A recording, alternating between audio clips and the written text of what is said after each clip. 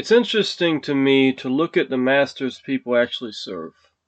And sometimes they don't even realize they're serving those masters, but everybody's serving something or someone, and when you decide who to serve, whether it be a job or a game or a person, when you decide who your master is, or your own pride, like if you wanted to be like that you're your own master, well, that can be, well, when you go into pride, then you're not really your master, pride is. And all the issues with that. Ego, stuff like that. We all serve something, and what we serve determines our position in life. When we serve something that prospers us, we prosper. When we serve something that makes us impoverished, in poverty, then we get that. And obviously, I want to be serving the one that's going to prosper me and the one that has the power to make my life better instead of worse. And I've found that with God.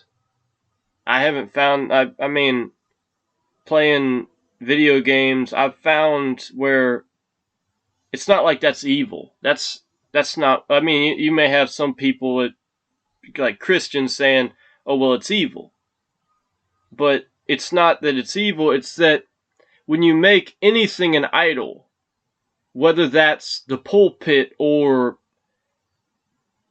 a game of cards or a game of whatever, that is where the evil comes from. That's where it's evil, because you're putting something before God.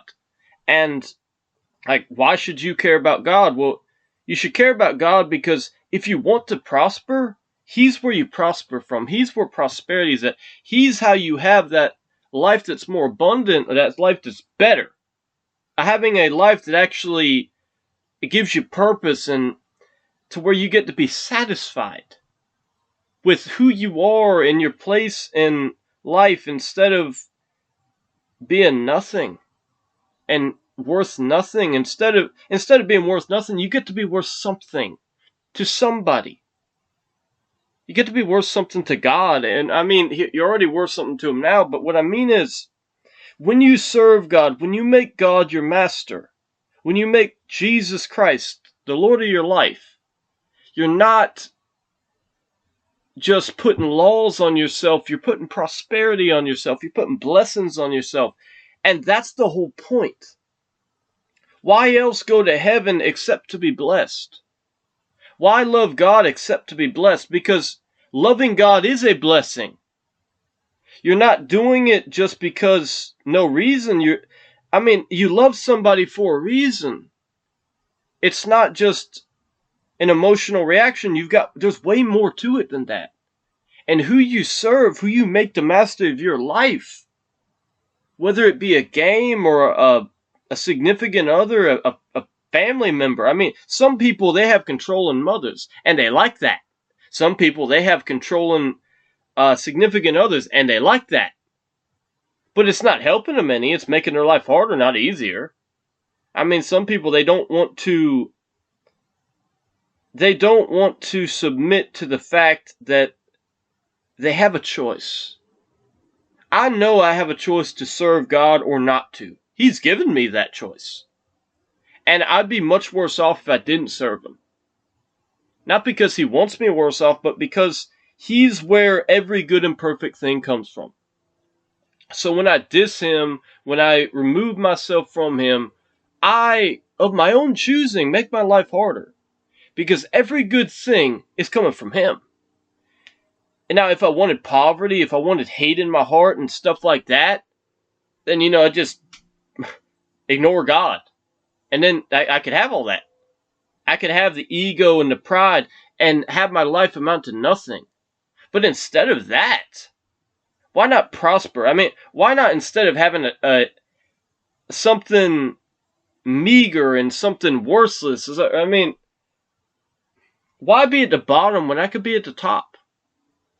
And to be at the top, you have to have gratitude for what you have, even at the bottom. But I mean, if something is, dirt is dirt and gold is gold.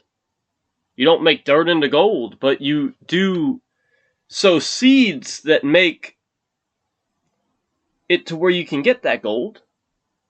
And seeds are in dirt, so there's that. But my point being, and in this whole video, is pay attention to who you're serving. And know who you're serving. Get to know them. Get to understand. If you're getting all of your gratification from a game or from pornography, why is that, and is it helping you? Is it making your life easier, or is it making your life harder? If you are pursuing a game of gambling, drugs, if you're pursuing the high, pursuing the alcohol, intoxication, is it worth it? That's the thing. What I've learned from reading the Bible, and what I've learned from getting more personal with Jesus, is that is the best place I could possibly be. And instead of going and just being like, oh, I have the best life ever, and just forget about everybody else, who cares about them? No. I want to share that. I want to share why things are better. I want to share why I'm prospering in the ways that I'm prospering. I don't want to hide that. I don't want to go off into I don't want to go and build myself a space station and then just ignore everybody else. I want people to win just like I'm winning. I want everybody to win, and I know the only way you can win is when you submit yourself to God and you make Christ the master of your life. When Jesus is your answer, then you have the best answer there is. You're not going to find that in the highs of the world. You're not going to find that in just playing games. And it's not that playing games is wrong. Video games. It's not that it's not wrong to do that. Why would God have me doing a gaming ministry? Why would he have me doing an outreach portion of that? He's wanting to build a gaming community. He's wanting to say, hey, I love you. I know you've done some things that aren't good. I love you. I don't love you because you've done evil. I love you because I made you. I want you to recognize yourself as my children. I want you to be who you're meant to be instead of wondering who you are. He wants you to be his. And when you're his, you prosper. When you're his, you have a life worth living.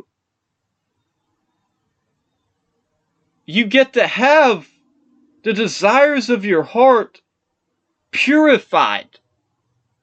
And what I mean by purified is you won't want stupid things, because stupid things will not help you.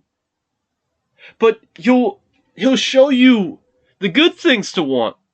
He'll show you how to get it. He'll show you what to ask for. And no, a fancy car is not an evil thing to have. A big house is not an evil thing to have. Prosperity is not evil. Money is not the root of all evil. It's the love of anything other than God, including money. You want to know the root of all evil? The verse goes, the root of all evil is mammon or money, but the point being, anything that is being put above God as your power source is the root of all evil. If you put an angel above God as your source of where you get things from, if you put Mother Mary as your source before God, if you put Apostle Paul as your source before God, that is the root of all evil. We're not here to preach ourselves, we're here to preach Christ.